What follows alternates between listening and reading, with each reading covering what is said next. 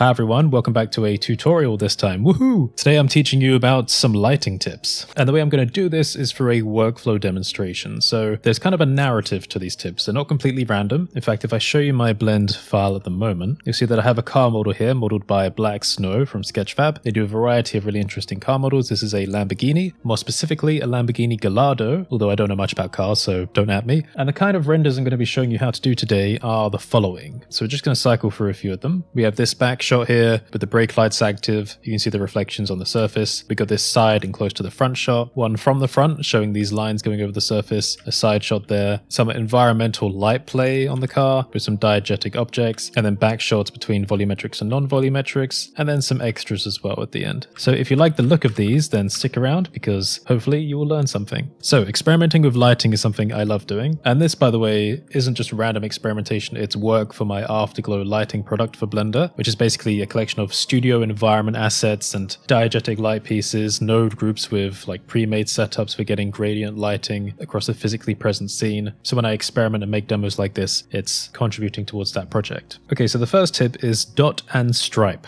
What does that mean? Well, I'm working in cycles, and one of the really interesting things about cycles is it allows for mesh lighting. You'll know all about this if you've seen my previous videos, but it means that without light sources, we could just use environmental pieces to cast light on the environment and on specific objects. And the really interesting thing about that is it gives you a limitless amount of variety when it comes to shaping that light, because like this ceiling here, you can use an image texture as the light source. So as I move the ceiling around, if you look at the car, you'll see how the lighting is adapted. And it's reacting to like every spot we have on the ceiling. So while I was playing with various gradients, each of which still look interesting on the car, I thought despite this looking nice, there's just something a bit missing from the surface reflections. Placing a car in a basic scene like this is perfectly valid, by the way, and if you're wondering, this is the Studio 7 environment from Afterglow. Dot and stripe is what I think is one of the simplest ways of keeping a good coverage of light. See how there's one big stripe here above the surface, and then a scattering of dots moving outwards. And what it does is it gives you like a really strong line over an object, but then also adds some variability along the periphery, which I think tells a more interesting story with the reflection lighting. So if I rotate the camera around here, you can see where we have the variability of the different dot sizes, casting and reflecting and stretching over the mesh. This is probably a bit of an unusual tip because I don't know if there are many or any other like YouTube videos about lighting that talk about light image shapes like that. There probably are that I just haven't stumbled on yet. This is a new area for me. So if I find patterns that I think are really interesting, then I'll share them with you so you can play around with them as well. I tried different variations of this. So I did just dots without a stripe, and this is still cool, but it's obviously much darker because now we're missing the stripe going across the center there of the screen, which means that the car is naturally way too dark, but that can be fixed with other light sources as well, which we'll get onto. It's a bit of a spoiler. So basically using an image plane with a dot and stripe image texture plugged into the emission is a fast and interesting way of getting reflections. Now, so if you're brand new here or brand new to Blender, the way you would get a light source like that in cycles is by applying a material to any object, but then if you're plugging an image texture in, like a dot and stripe texture, instead of using the base color, you want to focus on the emission section, and basically any color you put in the color input will be the color of the light, and then the strength will give you how strong it is, obviously. So if I turn the strength all the way down and then back up, you'll see what that does. Now, obviously as well, let's just talk about materials quickly. How reflections look on objects largely depends on what the material surface is like. For a car like this, I've got the metallic on 0. You can put it on anything you want. Realistically, something like this isn't a client project. Maybe I will do client projects in the future. So it's just for fun. You can set it to anything you like. With the metallic value, you tend to want to keep it on 0 or 1, but you'll be forgiven for setting it to anything else for creative effect. I tend to leave the roughness as it is, and then when it comes to controlling the reflection, I use the coat value. So you see here a stronger weight for the coat adds to the reflection, and reducing the weight makes it much more matte. But even with the weight is strong, we can then separately adjust the roughness. So if you go for a really strong coat weight and then increase the roughness, you can start to get like a really interesting metallic effect there. So that's something to play around with. And then of course, play with the color. I get carried away when I play with color values and stuff like that because I get easily distracted with all the possibilities. So let's move on before I lose myself. So the next tip is bars and color gradient. This is again another light shape in terms of a texture, but then color modification. So to do this one, we're going to move to a different camera. We're going to go to the first camera position. From this angle, we've got much more flat shapes on the car. I don't really like the dot and stripe as much as the bars we're about to do. So in Afterglow, I've got this light pattern called lines creeping sides. And all it does is it just has like a random distribution of lengths for lines going along both sides. Obviously, you can see what it is on the screen. Now, the cool thing about having a light source like that is that as you angle perpendicularly to the object, then you can start to see the lines creep over it, which is actually a really good way of accentuating the curves of the object. So then if you go into a camera, then you get to see the effect, and it looks really nice in places like on the side body there, or even across the glass. Now, the nodes, I understand the nodes will be a bit confusing to read here because it's just like a mess of different node groups, which won't make much sense to someone brand new here. So let me bring the principled BSDF down. All you need to do is imagine that this node group here is just an image texture node, because inside of it, that's all it is. And it's got that lines texture in it. What's effectively happening is I'm just plugging that directly into the color of the ceiling plane. But I tend to modify the textures with a slight blue tint, because that's just my personal preference. If I plug that in now, we get the cool bluey tint. The thing is though, a solid color can be a bit boring. So one thing I like to do is modify this with a color ramp sometimes. So right now we've got a blue to purple gradient. If I go back into the camera view, we can see this. So something that's nice about this is that by using color gradients, we can get like shifting moods in the render. So it's quite fun to like move the blue back and forth, and then you can see how it creeps over. Maybe change it to something else like red. So you can make the transitions really sharp. Now, how do you control the gradient? Because gradients are quite difficult to do sometimes across a flat surface. You could copy the nodes here, but I'm going to give you a bit of a shortcut to do it. So if you have your color ramp with 2 colors or more, make a texture coordinate node. And let's move that around. Then let's do a separate XYZ. What this does is it allows you to pick an axis for the object. So plug the object vector in. Now, if we plug one of these axes into the gradient, it might not work to start with because we need to do a bit of math, but you can start to see evidence of it working in the way that at the end there we have red and then blue. The problem is it's not scaled appropriately. But since we know that the gradient is at the end there, it's just really packed up, we can make a math node, plug that in there, and then divide. So what that should do is stretch the gradient. So you start to see it stretching over the scene there. Let's keep going. So this is just like a really quick and easy hack method. If I make the gradient so it's pure blue on one side and pure red on the other, it may become a little bit easier to see where the red will need to stop. So now on one side we have blue, and then on the other we have red. So that's just like a really quick hack way of getting a gradient on a light source like that. So if you like the look of that and you think it's stylistic, then bars and color gradient. Let's just take a look from a couple of other angles. I think that's pretty cool as well. One thing you'll find is that different types of light shapes work differently from different angles. You know, like I said about this one is best from a perpendicular angle. Some light shapes are better in much more general settings. Some are much more specific. Now I'm just going to reset these nodes before carrying on.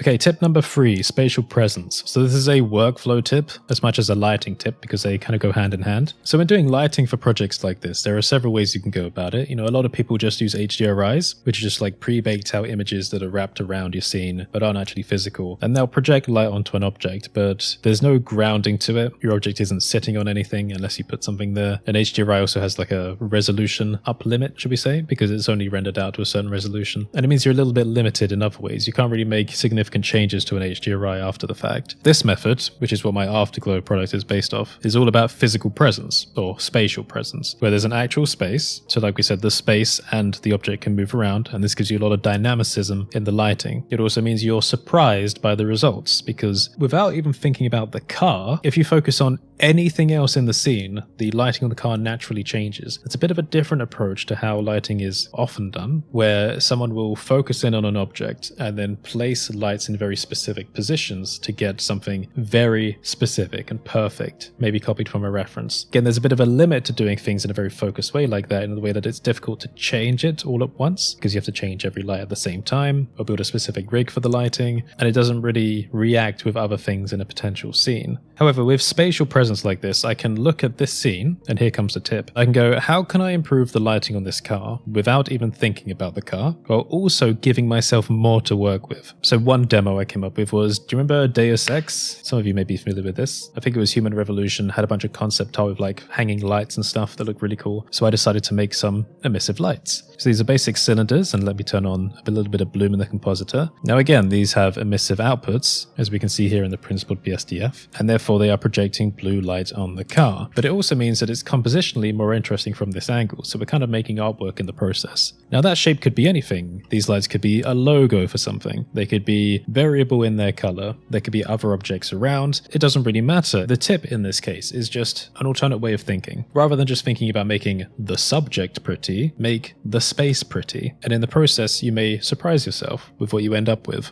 So if we move to the back of the car now, look at that, that's really pretty. I've actually skipped ahead a little bit here because this is part of the next tip, so let's just wrap this one up quickly. Even from a position like this, I can go back and then change things I've already done to experiment and try new ideas. So if I plug the lines back in, then we'll get a different result. And I can see some of that reflection on the car there. Or if I go for a different kind of gradient, something much more subtle, very demure, very mindful. Something with a single strip across the top, much more harsh on the car. With a strip on either side, very flat. If I remove the lights and then put text there instead, it's more like an advertisement. So spatial presence gives you more to work with. Alright, tip 4, another lighting workflow tip. Every time you make a change in a scene like this, different angles will become more or less appropriate. So remember earlier when we said that some of the image light shapes for the ceiling looks better from certain angles? Well, now that we've added extra light sources to the scene, why don't we take a look back and see what other angles have opened up. Angle number 1, quite interesting, a little bit blown out on the side there, but now we can see the lines reflecting. Angle 2, from the side at the front, actually looks really cool here. We've got a nice variety. We've got the squares from my LCD panel on the ceiling, we've got some of the dots, and we've also got some of the blue colored lines coming in. Works really well from this angle. At the back, again, I quite like it here. The thing is, you might get into a mindset of experimentation where you don't look back at old angles because you figured, they're no good, just because they weren't that good in the past. But when you've added more things, it's worth going back and reviewing in case you missed something. Because again, with spatial presence, you surprise yourself with the possibilities. So we're discovering new angles, and that's what leads me to be here looking at the back of the car, because I feel like this is a really cool place to be. Now remember earlier I said that I had two versions of the dot and stripe image texture for the ceiling, one that actually had the stripe and one that didn't. Well, remember how I didn't like the one without the stripe because it was too dark. But again, we've added a new light source here, which may effectively replace the stripe in some way because it's providing light over the center. So I'm going to go back and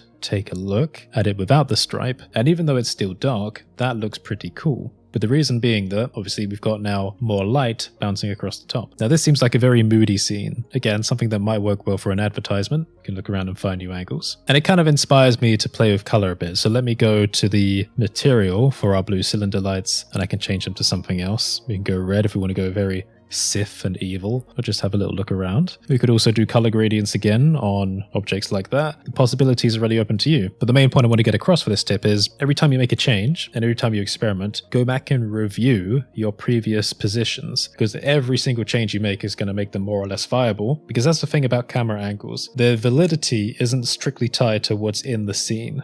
Okay, tip 5, quite an obvious one that I've gone over many times in previous tip videos, atmospherics. The coolness of atmospherics cannot be overstated, especially in physical spatial environments, because where we have emissive light sources like the cylinder lights, they will interact with the air around them, which is again something that HDRIs can't really do, at least not well. So if I plug in a volume here, I'm using a node group, but you can just use a principled volume shader. So immediately I now have volumetrics from this angle. So it's beautiful. It's like a blue fog coming over the car, where it's stronger at the top and then mellows out to the sides. Looks really good. So I'll just unplug that and then plug that back in so you can see the difference. And I can adjust the volume density back and forth. Of course, we don't want it to be too strong, but it is quite cool seeing the brake lights poking through there. So maybe you're inspired into making new moody pieces seeing that. But if I move around now, this scene with the car is now looking really cool. And if you think back to how the starting point for a scene like this, maybe something extremely basic, just like a box room with a plane on the top. It's only really when you start layering up different levels of these light sources, these emissive light sources, as well as the parameters like volumetrics, that you start to realize how much complexity there is available to you with just very slight changes to specific values, even if those values are the rotational angle of a camera. So now we're here, we're going to move on to the next tip, number 6, which is a bit of a joke one, don't get mad. It's search for new angles again, because I really want to drive that point home. It's an important one. one. Because what did we do? We made a change. We added volumes, which means that previous angles may look different again. Or, maybe more importantly, brand new angles may become available to us. So you could go through and have a look at how moody things are now. And maybe that'll inspire you. When I see something this dark, I'm thinking, oh, maybe like an orange light around the front of the car there on the floor. That could be cool. I like the brake lights at the back there.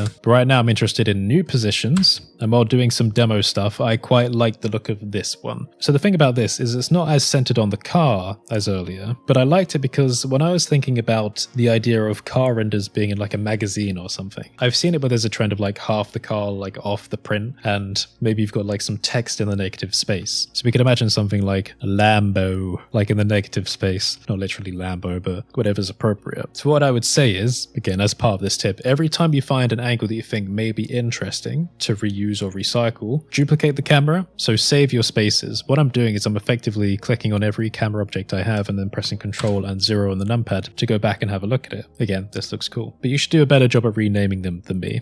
Alright, now tip number 7, recycle your work. It's not the same thing as looking back at old angles. What I mean is, when you find something new like this, like literally grab something from your scene. So let's say I've got this light here that's reactive, and I'm going to duplicate it and then drag it down to the car. What I might do is I'll do this in solid mode just to make it faster. When I looked at the car, I thought maybe it's a little bit dark under the spoiler. So I'm literally grabbing and then I'm going to resize and literally add a physical light source underneath here, knowing that it may be visible to the camera. So as another component to this tip, I'm going to tell you that if you go to the object properties and then down to visibility, then ray visibility, if you see something peeking out there, just disable camera and then it'll be hidden. And also if you think the light that you're getting is nice, but maybe it's reacting a bit too strongly with elements like the glass there on the side, you can disable the glossy so it only really affects the diffused surfaces. So in this way, maybe the back of the car is being accentuated, and if I was doing like an advertisement piece with text there, maybe that looks a bit nicer. So far, I would say it feels like we're quite intimate with this scene now, not in a literal sense, but in the way that instead of just working with what we have in the present here, we are remembering the entire timeline of what we've done. We remember every angle we have, we remember what possibilities were afforded to us with different combinations of like ceiling lights, atmospherics, diegetic light positions, and stuff like that. Now with all that in mind, don't be afraid to adapt your work, which is tip number 8. So just because you've put something in the scene, it doesn't mean it has to stay that way.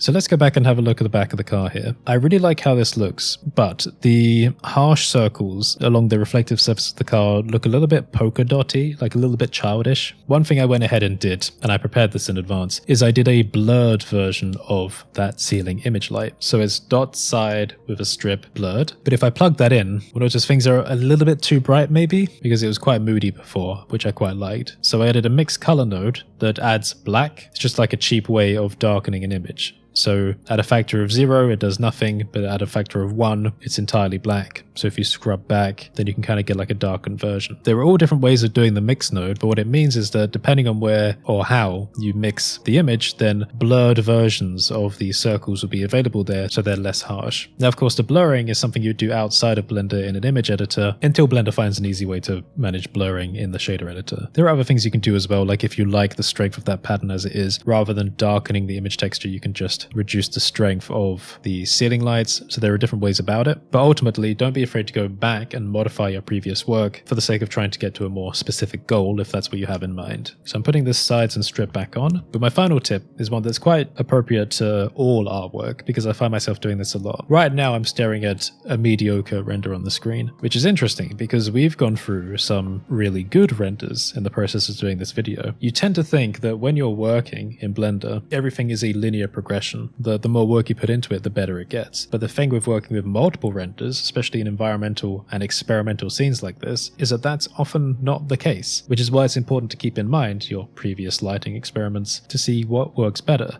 You know, it's interesting when I show people iterations of little projects like this, because they always tend to pick a favorite that's not my favorite. So there's a lot of subjectivity in it as well. So we're going to go backwards and have a look at these. So this is the one we're on, right? It's actually kind of If we go back, I prefer it being darker now, despite like the blurring difference between the reflections. I actually think this one looks better, which is interesting because that's not exactly what I thought when I was working in the blend scene. If I go back, I don't know. I kind of prefer it without the light under the spoiler. Wait, what?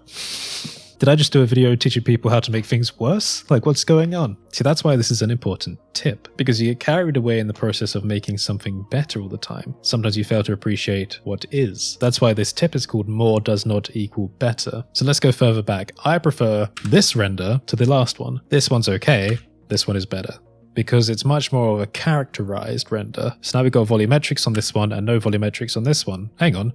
I kind of like the sharpness on this one without volumetrics. Like, what's happening? We're going in reverse and I'm enjoying them more and more. Although, to be fair, this is one of my favorite ones.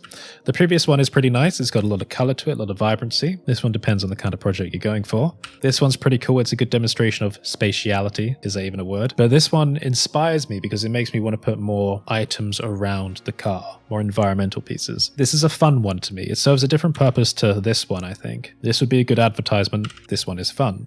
With or without the lights, subjective.